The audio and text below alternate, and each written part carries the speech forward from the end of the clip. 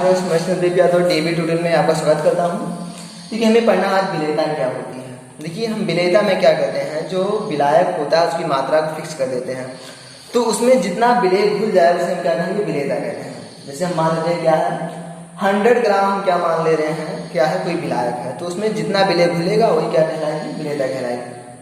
Definition क्या होती है, 100 ग्राम ठोस की द्रव में विलेयता है, ये 100 ग्राम विलायक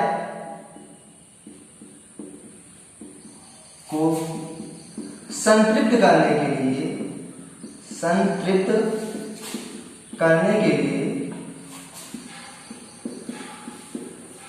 आवश्यक विलेय की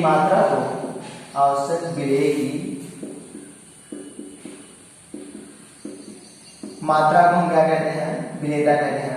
और विलेयता को जो है S से प्रदर्शित करते हैं, मात्रा को विलेयता कहते हैं। देखिए, हम जैसे मान लेते हैं 100 ग्राम क्या है, पानी है। हम क्या करें, उसमें चीनी को डालेंगे, उसके बाद थोड़ा चीनी डालेंगे, हिलाएंगे, उसके बाद फिर घुल जाएगा, फिर और थोड़ी मात्रा डालते हैं, ऐसे हिलाते जाते हैं, तो एक ऐसी अवस्था आ जाएगी जब क्या होगा भैया, वो नहीं घुलेगा। और जब वही नहीं घुल रहा है, मतलब जितना उस पानी में पूरा पूरा घुल गया है वही क्या है, विलेयता है, मतलब वो संतृप्त हो गया है पानी, तो वही जो मात्रा होगी विलेय की वही क्या कहलाएगी, विलेयता कहलाती है। अब इसे किससे प्रदर्शित करते हैं, S से, कैपिटल S या स्मॉल s से प्रदर्शित करते हैं, ये होती है विलेयता। तो इसके बाद हमें पढ़ना है ठोस की विलेयता को प्रभावित करने वाले कारक, ठोस की द्रव में विलेयता को प्रभावित करने वाले कारक। एक और बात है, देखिए जो विलेयता होती है ये किस किस फैक्टर पर डिपेंड करती है। देखिए, विलेय जब कोई विलेयन बनेगा तो क्या क्या होगा, विलेय होगा, विलायक होगा, तो किस किस पर वो डिपेंड कर सकता है। पहला है कि विलेय की प्रकृति पर या विलायक की प्रकृति पर हो सकता है, दोनों पर। पहला है इस पर विलेय तथा विलायक की प्रकृति पर, विलेय तथा विलायक की प्रकृति पर, विलायक की प्रकृति पर। और दूसरा होता है यह विलेयन का ताप क्या है, ताप ज्यादा होगा तो आसानी से घुल जाएगा वो विलेयन के ताप पर। अगला है जब विलेय के छोटे कण होते हैं, जैसे कोई एग्जांपल लेते हैं, मान लेते हैं चीनी का कोई बड़ा सा टुकड़ा है, यदि छोटा सा टुकड़ा है तो क्या होगा, जो छोटे छोटे टुकड़े होंगे वो जल्दी घुल जाएंगे, और जो बड़ा वाला टुकड़ा होगा वो देर में घुलेगा। यानी विलेय के कणों का आकार भी डिपेंड करता है विलेयता पर। अगला है तीसरा है विलेय के कणों का आकार, विलेय के कणों के आकार पर। तो विलेयता किससे प्रभावित होती है, विलेय तथा विलायक की प्रकृति पर, विलेयन के ताप पर, अगला विलेय के कणों के आकार पर, ये होती है। ये विलेयता ये केवल ठोस के लिए ही लागू है, जब ठोस द्रव में विलेय होगा, गैस के लिए लागू नहीं होगा। ये गैस के लिए भी होगा, ये भी गैस के लिए लागू होगा। हम आते हैं क्वेश्चन पर। देखिए, यह है ठोस की द्रव में विलेयता को प्राप्त करने वाले कारक, factors affecting the solubility of solid in liquid. देखिए क्या है, ये 3 कारकों से प्रभावित होती है। पहला क्या है, पहला है विलेय तथा विलायक की प्रकृति, विलेय तथा विलायक की प्रकृति।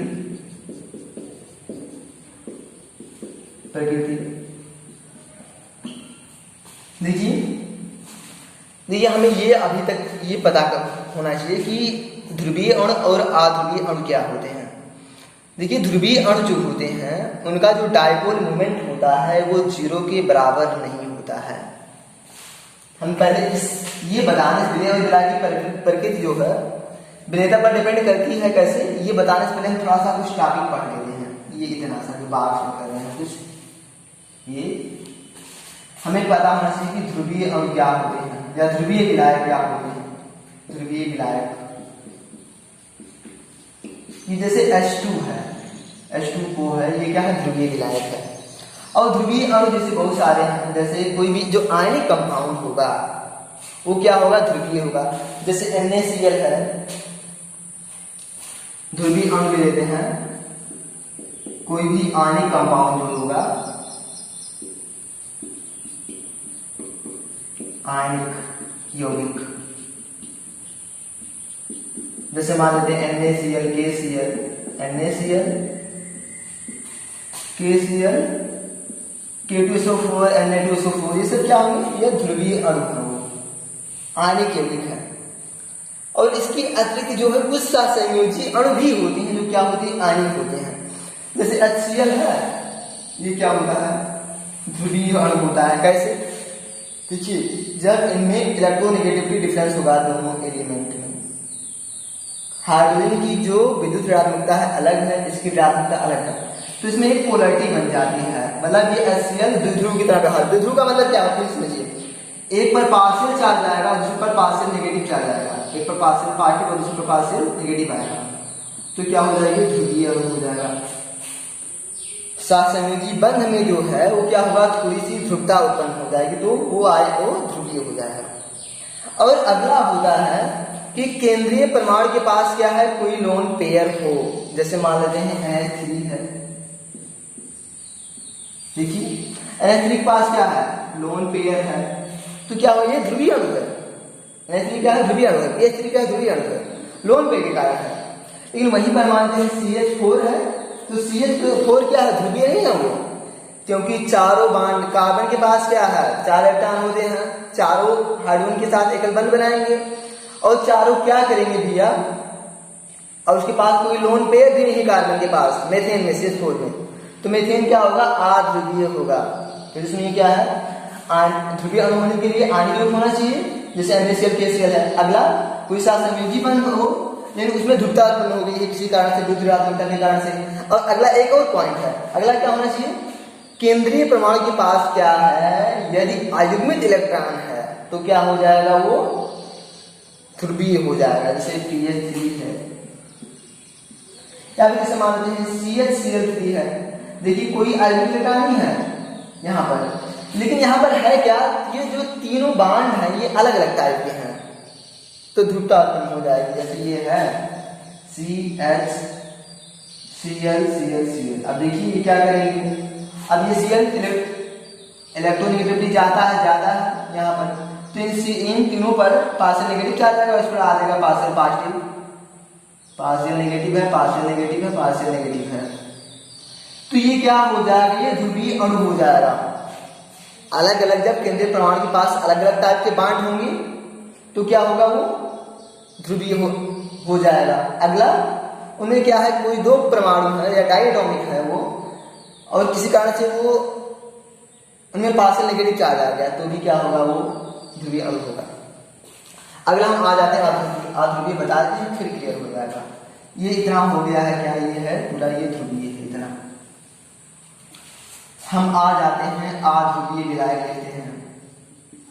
अध्रुवीय विलायक जैसे है बेंजीन,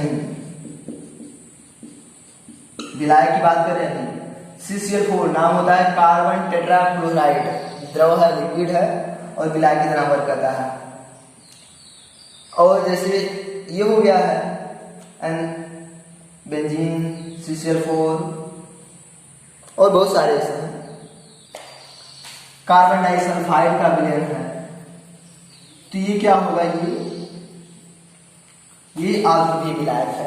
हम अध्रुवीय अणु लिख देते हैं कुछ, CH2 कार्बन डाइसल्फाइड, अध्रुवीय अणु लिख देते हैं, अध्रुवीय अणु। जैसे हम मान लेते हैं, जैसे H2 गैस है, अध्रुवीय होगा, H और H के मध्य सहसंयोजी बंध है, कोई पोलरिटी उत्पन्न नहीं होगी, कोई ध्रुवता उत्पन्न नहीं होगी।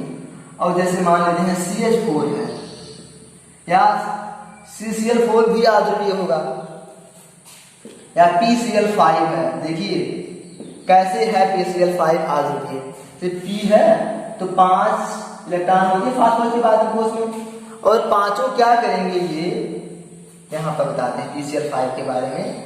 PCl5 है, इसके बाद में जो है 5 इलेक्ट्रॉन हो गए हैं, और पांचों ये क्या किए हैं?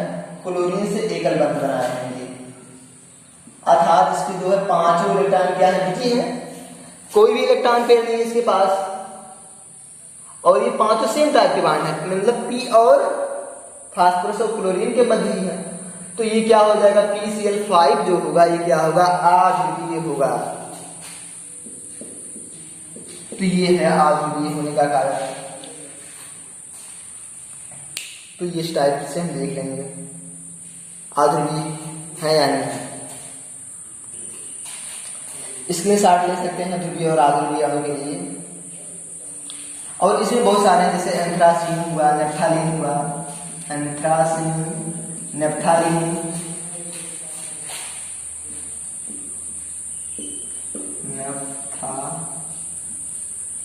नेप्थालीन, ये बहुत सारे ऐसे अणु हैं जो आध्रुवीय होंगे। तो हम आते हैं अपने टॉपिक पर। देखिए अब पहले हमने क्या किया, ध्रुवीय और आध्रुवीय विलायक और अणु के बारे में जान लिया। इसके बाद अब हमें क्या जानना है, देखिए हमें एक टॉपिक पता होना चाहिए या कॉन्सेप्ट मान लेते हैं। क्या जैसे एक है कि लाइक डिजॉल्व लाइक, मतलब जो समान होता है समान को ही बोलता है, मतलब जो ध्रुवीय अणु होंगे वो ध्रुवीय में ही ध्रुवीय विलायक में घुलेंगे, और जो अध्रुवीय अणु होंगे या अध्रुवीय विलेय होंगे वो किस में घुलेंगे, अध्रुवीय विलायक में घुलेंगे। जैसे क्या है, मतलब NaCl KCl, ये क्या है NaCl KCl या Na2CO3 है, ये क्या करेंगे भैया, ये जल में क्या होंगे, ये जल में विलेय होंगे, जल में विलेय। Na2CO3 हटा दो, NaCl KCl क्या होंगे, जल में विलेय होंगे। क्या है, क्योंकि आयनिक है इसलिए। या NGO हुआ तो आयनिक है, ये आयनिक कंपाउंड है या ध्रुवीय अणु है, तो ध्रुवीय विलायक जल में विलेय होंगे, क्योंकि ये क्या है, ये ध्रुवीय है, और ये भी क्या है, ये भी क्या है, ये ध्रुवीय अणु है,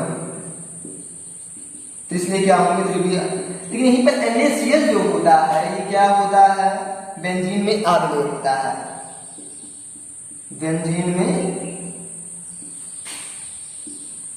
दिख रहा है, बेंजीन में अविलेय।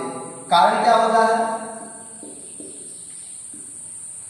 देखिए ध्रुवीय है और ये बेंजीन क्या है, अध्रुवीय है, तो क्या हमें पता क्या है, समान समान को बोलता है, जो ध्रुवीय अणु होंगे ये ध्रुवीय विलायक नहीं घुलेंगे। NaCl जो है, अच्छा कारण ये भी कारण कभी बार कारण पूछ लेता है, NaCl जल में विलेय है जबकि बेंजीन में अविलेय है, कारण बताइए, तो क्या बताओगे, NaCl एक ध्रुवीय अणु है इसलिए ध्रुवीय विलायक जल में विलेय होता है, जबकि बेंजीन अध्रुवीय है इसलिए जो सोडियम क्लोराइड होता है, जो नमक होता है, बेंजीन में अविलेय होता है, क्योंकि एक ध्रुवीय है दूसरा अध्रुवीय है, तो क्या होगा, वो अविलेय होगा। अगला सेम ऐसे देखिए, सिमिलरली ऐसे क्या होता है,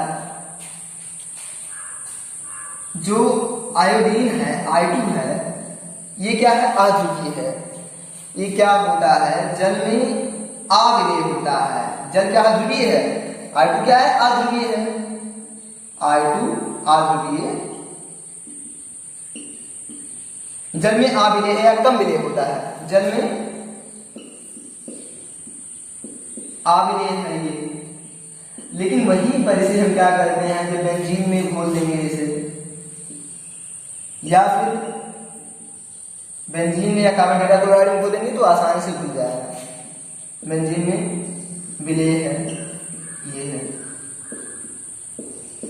सेम यही कॉन्सेप्ट जिसमें लगता है, जो नेप्थालीन और एंथ्रासीन होते हैं ये क्या करते हैं, बेंजीन में घुल जाते हैं। नेप्थालीन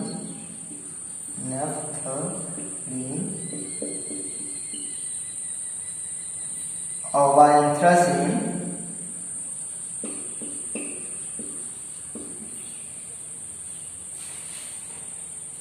बेंजीन में विलेय है।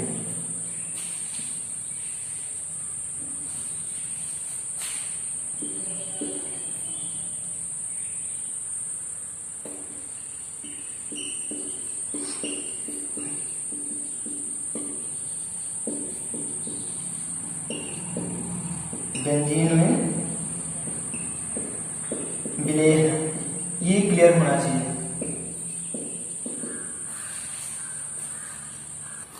इसके बाद अगला है ताप का प्रभाव। Effect of temperature. देखिए, ये टेम्परेचर के केस में दो कारण होता है, दो तरह से होता है। देखिए, यदि रिएक्शन एंडोथर्मिक है, एंडोथर्मिक का मतलब क्या है, उष्माशोषी है, तो ताप बढ़ाएंगे तो क्या होगा, अपक्रिया अग्र दिशा में होगी। हमें पहले क्या है, लासा-तेलिए प्रिंसिपल पता होना चाहिए। लासा-तेलिए प्रिंसिपल,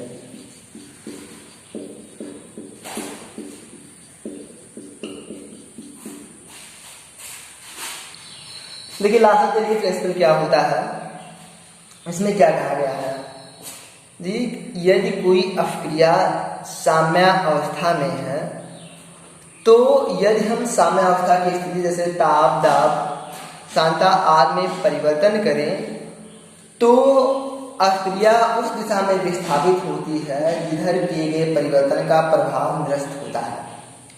मतलब यदि हम टेम्परेचर बढ़ाएंगे तो अपक्रिया उस दिशा में जाएगी जिसमें टेम्परेचर कम हुआ हो, मतलब वो टेम्परेचर खपत हो। नहीं समझ में आया क्या? देखिए, मतलब जैसे जब उष्माशोषी क्रिया होगी, तो अगर हम टेम्परेचर बढ़ाएंगे तो टेम्परेचर का जो प्रभाव होगा, उष्मा रिएक्शन उष्मा लेगी, तो उसका जो प्रभाव है वो खत्म हो जाएगा।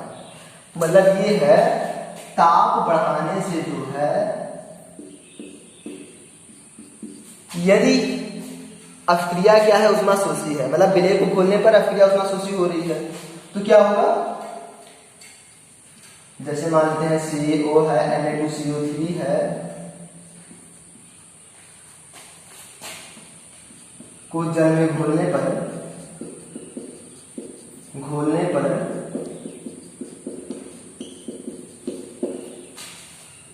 उष्मा उत्सर्जित होती है, और जब उष्मा उत्सर्जित हो रही है तो फिर क्या होगा, ताप बढ़ाएंगे तो इसकी जो विलेयता है घट जाएगी, उत्सर्जित हो रही है, तो ताप बढ़ाएंगे क्या होगी, विलेयता घटेगी। और अगला ये इसमें कह रहे हैं, ताप बढ़ाने से विलेयता घटेगी, इसमें उष्माक्षेपी में, मतलब एक्सोथर्मिक में,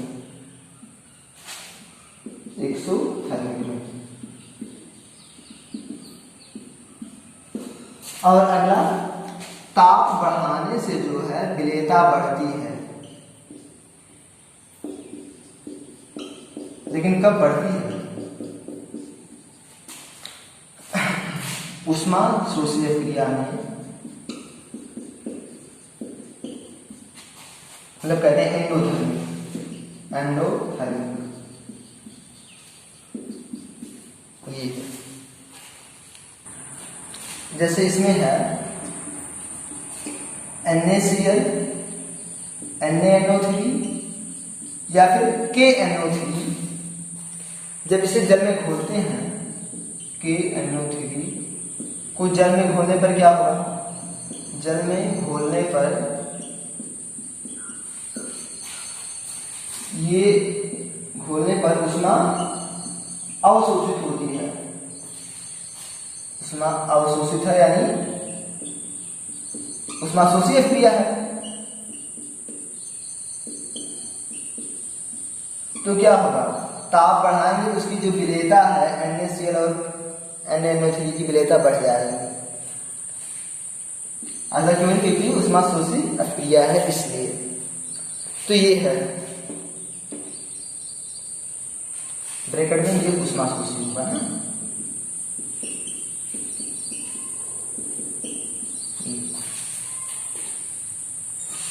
इसके बाद है विलेय के कणों का आकार।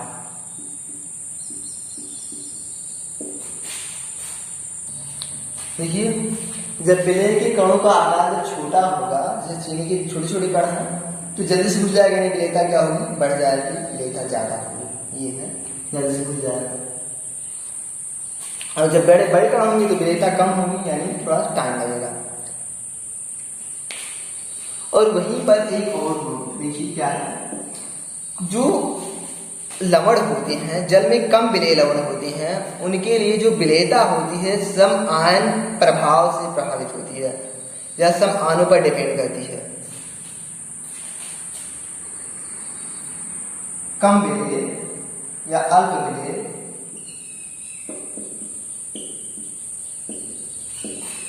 लवण की विलेयता सम आयनों की उपस्थिति से प्रभावित होती है। सम आयनों की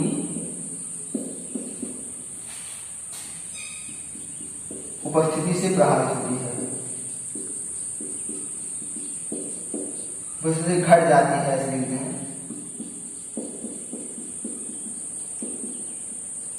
ये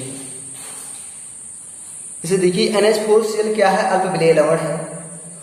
हम उसमें क्या कर रहे हैं, उसे जल में घोला गया मान लेते हैं, अल्प विलेय है। हम क्या कर देते हैं कि उसे भी इसकी विलेयता थोड़ी है, कुछ ना कुछ है। हम उसमें क्या कर रहे हैं, विलेय में हम NaCl डाल दे रहे हैं, तो Cl नेगेटिव उसके पास है, NH4Cl के पास।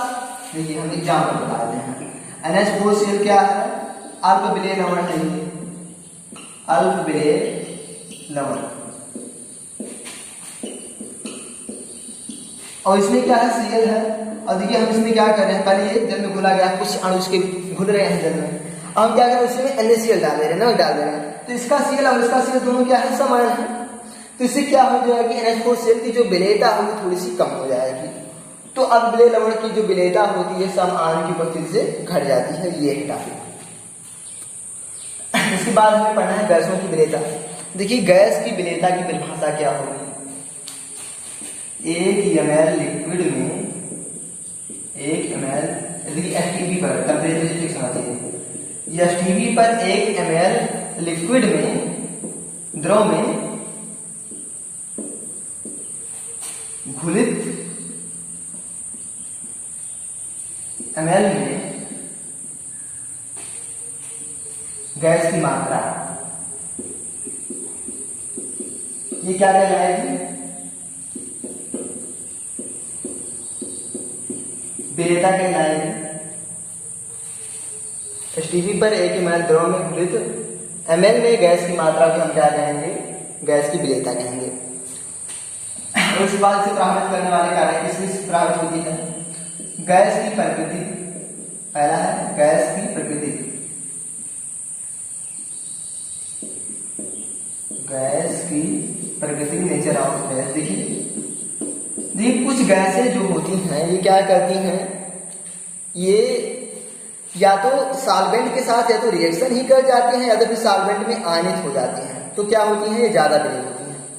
और अदरवाइज जो दूसरी गैसें होती हैं जो विलेय नहीं है उसमें, वो क्या करेंगी, वो नहीं घुलेंगी, कम घुलेंगी। जैसे NH3 है, ये क्या होगी, घुलेगी इसमें। जैसे NH3 HCl और CO2 है।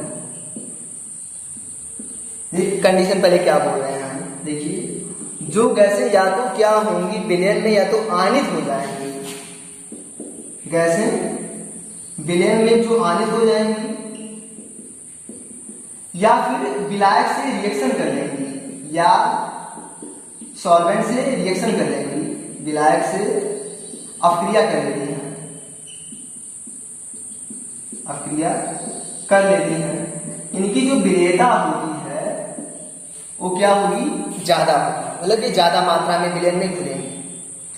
और जो दूसरी अदरवाइज जो गैसें NH3 HCl CO2 क्या करेंगे, ये सब क्या करेंगे, ये विलयन में मतलब ये जल से रिएक्शन कर लेंगे, NH3 रिएक्शन कर लेता है, ये भी रिएक्शन कर, ये आयनित हो जाता है विलयन में ये, और ये भी क्या होती है, विलेय होती है। तो क्या होगा, इसके आयन की मात्रा ये मतलब गैस में ये विलयन में ज्यादा घुलेगी, जल में ज्यादा घुलेगी। तो यहीं पर H2O2 है, ये सब क्या होंगी, ये रिएक्शन नहीं करती हैं, H2O2N2 ये कम विलेय होती हैं। कारण क्या है, ना तो ये विलयन में आयनित होती हैं और ना ही क्या करती हैं, ये रिएक्शन करती हैं जल से, ये कारण है कम विलेय है। देखिए जैसे गैस और लिक्विड को जब लिक्विड में या सॉल्वेंट में जो है जब कोई गैस घुलती है तो होता क्या है, जो रिएक्शन होता है ये एक्सोथर्मिक होता है, उष्माक्षेपी होता है। तो उष्माक्षेपी है तो क्या करेंगे, जब हम टेम्परेचर को बढ़ाएंगे तो अपक्रिया उस दिशा में जाएगी जिधर दिए गए परिवर्तन का प्रभाव नष्ट होगा, यानी बैकवर्ड डायरेक्शन में आ जाएगा, मतलब कम विलेय हो जाएगी। तो ताप बढ़ाने से जो गैस की विलेयता होती है ये घट जाती है। कारण क्या है, क्योंकि ये गैस की जब विलेयता होती है तो जो रिएक्शन होती है एक्सोथर्मिक होती है, इसी कारण से। टेम्परेचर हो गया, इसके बाद है प्रेशर। देखिए दाब कैसे प्रभावित करती है। प्रेशर, देखिए प्रेशर जब हम बढ़ाते हैं, दाब बढ़ाते हैं तो गैस की जो विलेयता होती है बढ़ जाती है। इसे हम क्या करते हैं, हेनरी के नियम के द्वारा व्यक्त करते हैं। हेनरी का नियम क्या होता है, देखिए एसटीपी पर या सामान्य ताप पर क्या होता है, किसी गैस की जो विलेयता यस होती है उसके दाब की अनुक्रमानुपाती होता है। इसे हम क्या कहते हैं, हेनरी का नियम कहते हैं। यस इक्वल टू हो जाएगा के पी। ऐसे कह सकते हैं, नहीं तो कहीं कहीं इस फॉर्म में ये लिखा जा सकता है, ये किसी गैस की जो विलेयता होती है, या फिर ऐसे कह दो किसी गैस का जो प्रेशर होता है उसके मोल प्रभाज के अनुक्रमानुपाती होता है।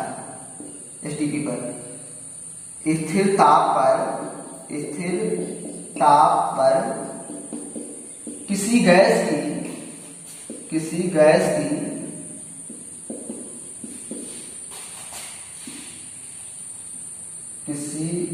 स्थिर ताप पर किसी गैस की विलेयता उसके दाब के अनुपाती होता है, जो पहला है। स्थिर ताप पर किसी गैस का दाब या वाष्प दाब, गैस का दाब या वाष्प दाब से मतलब गैस का दाब उसके मोल प्रभाज के अनुपाती होता है, उसके मोल प्रभाज के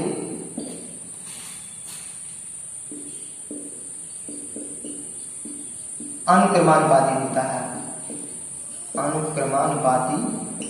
होता है, ये हो जाएगी। तो आ जाएगा P अनुक्रमानुपाती x आ जाएगा P इक्वल टू के एक्स एक्स क्या है, गैस का मोल प्रभाज है। यहाँ पर H क्या होता है, के एच होता है यहाँ पर हेनरी कांस्टेंट। के एच क्या है यहाँ पर, के एच इक्वल टू है Henry constant, Henry constant K H equal to Henry constant, ये है। तो ये हो गया, आज टॉपिक समाप्त करते हैं।